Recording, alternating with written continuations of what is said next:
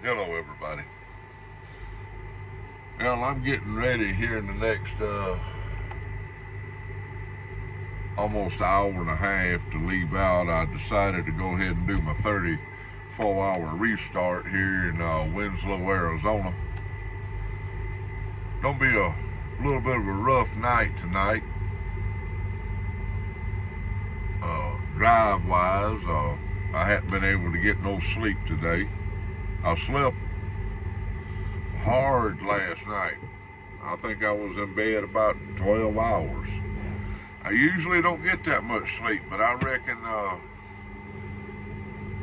after you stay going for so long, you eventually gonna give out, and you gonna stay in that bed and get your body get rested up, right? I ain't smoking a pipe right now. I got me a dip at the back end. I saved my little tubs to after I finish one to keep it down there on my dash and spit in it. I know that's real, some conversation for polite company, right? But I don't know. I just been sitting around here today and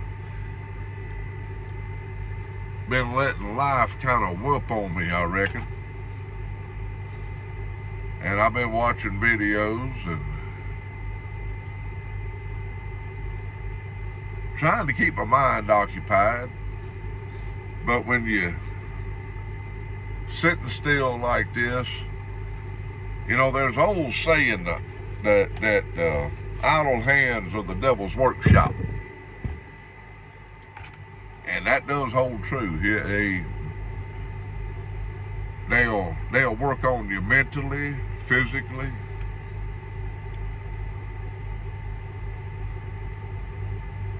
Well, that's a sharp-looking old Silverado on the back of that trailer right there. I do love me some old 80s, 70s, and 80s model trucks and older. But trying to keep depression off of you can be a task.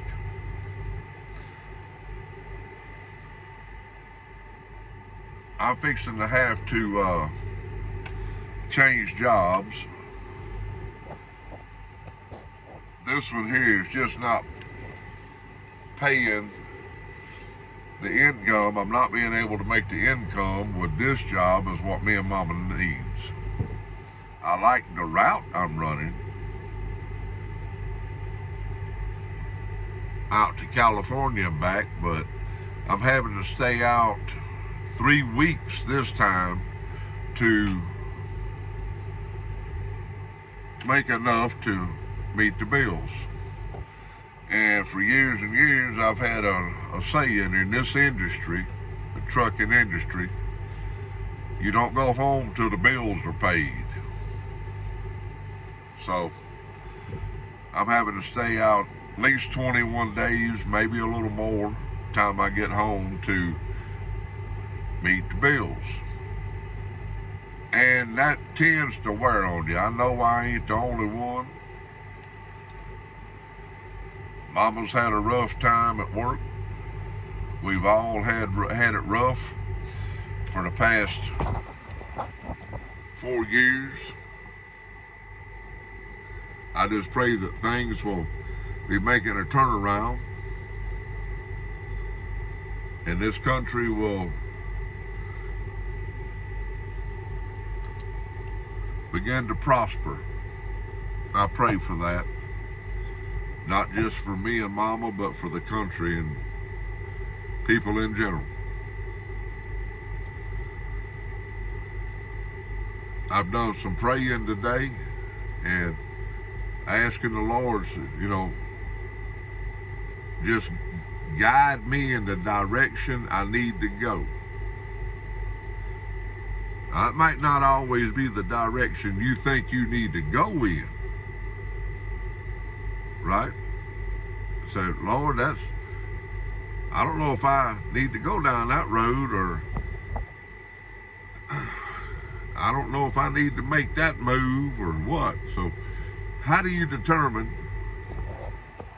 what the proper move is? How do you know when the Lord's laying something out in front of you and that's the proper way for you to go, right?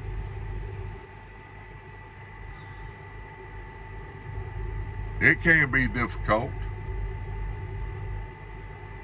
but that's the reason me and Mama's been doing a lot of praying over it.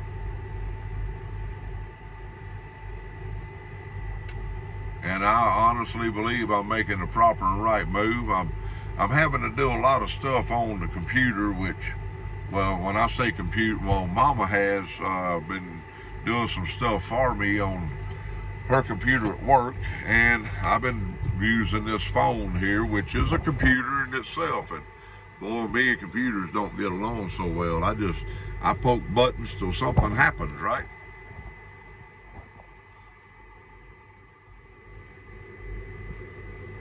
And another thing that can bring a person down when they're trying to live the right way is other people. When you try to help someone else,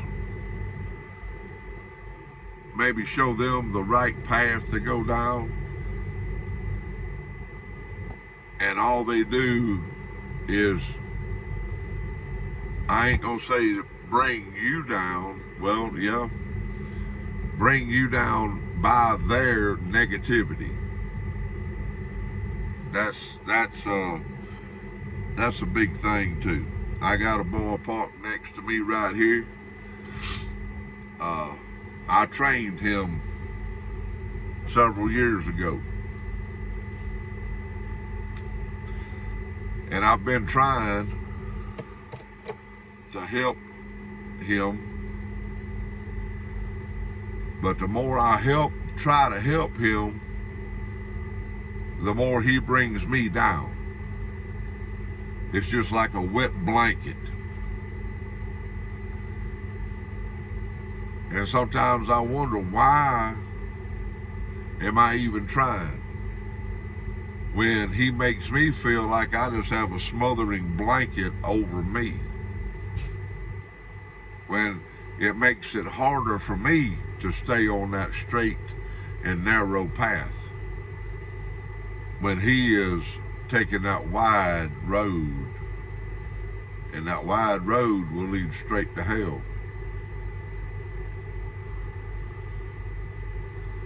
If I didn't like the boy so much, I wouldn't have spent so much time trying to talk to him. But it can be heartbreaking to try to help guide someone, because that's all I got. I don't have money. I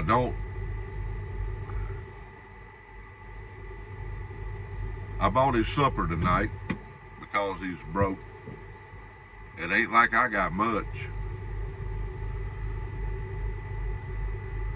But the boy was hungry. And I had cooked my supper here on the truck.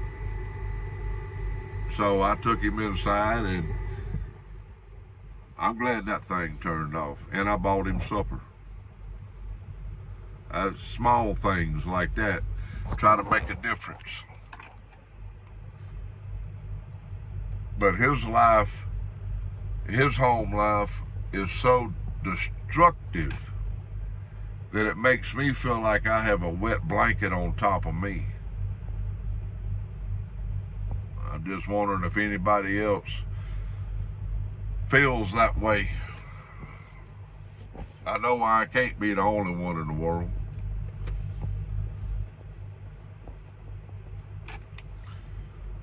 But I hadn't been able to sleep much today, and I got to drive 8.5 hours. I ain't been able to sleep at all today. I slept till probably 8:30 this morning, and I'm gonna have to leave here in about an hour and a half and drive 8.5 hours and get my load delivered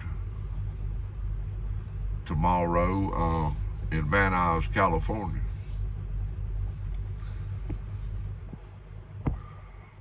Sometimes all you can do is just keep praying. and ask the Lord to guide you the best that He can. I mean, the Lord's guidance is the best if you accept His guidance. But you got to know when to turn loose or something. And I'm like an old bulldog. When I get a bone in my teeth, buddy, I tend to chew on it till there ain't nothing left. I don't like failure. I've never really been able to accept failure in anything. And when it comes down to having to cut ties for your own well-being, for me, that's failure. I have failed Him.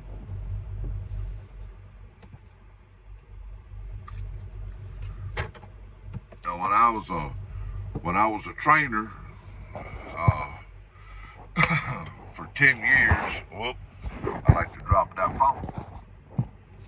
When I was a trainer for 10 years, and I trained right in the excess of 100 men,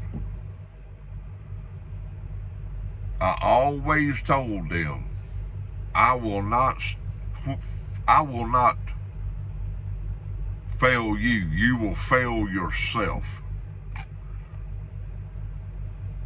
I won't stop. You will. And there was quite a few that couldn't make it for whatever reason.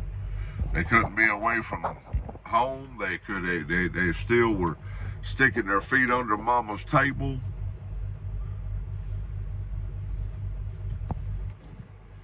But my successes in training is what kept me going in that business for so long. And most of them took what I tried to teach them and they threw it out the window as soon as they got off of my truck. Some of them took and added to what I taught them, and they done much better. But failure is a hard pill to swallow. It really is. I know this ain't a tobacco-related video. I just needed to put something out. Need to get some feedback from y'all. If any of y'all have ever been through something like that, it doesn't have to be trying to help somebody find the Word of God and go down that straight and narrow path. But has anybody ever had a situation to where they poured time and effort into a person, a situation, a business, and no matter what you done, no matter how hard you tried, there was no success in sight?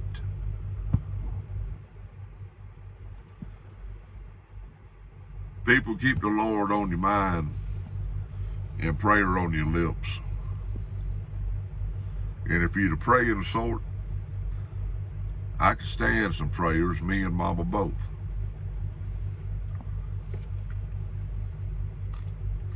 As everybody knows, well, if you've ever changed jobs, there's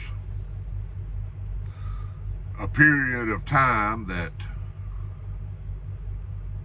things can get sticky.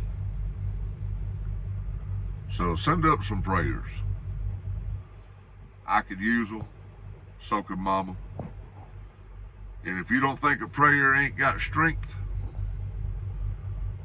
I know my grandmother prayed for me many, many years ago.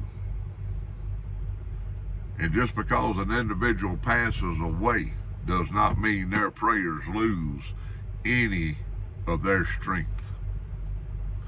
Because my grandmother and my mother prayed for me that I wouldn't do something to cause myself bodily harm. Now, I ain't never been one to think about doing away with myself, but there was no fear, no backup in me. I'd jump on a chainsaw running wide open, knowing who don't win that fight. But that was just the type of person I was. I didn't back up from a struggle of no kind. And I reckon over the years, I've had plenty of failures, and I've never liked one of them. So y'all send up some prayers. And if you can find it in your heart, send it up for this boy next to me over here too. His name's Cody. And him and his family are about as lost as I have ever run across in my life.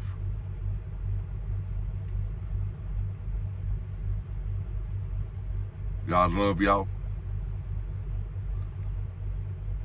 And like Carolina Rose so eloquently says, bloom where you're planted. I like that a lot. Bloom where you're planted. That's going on 17 minutes. And if you hung in here this long, God bless you. I'm going to say it again, people. Keep the Lord on your mind and prayer on your lips. Love y'all.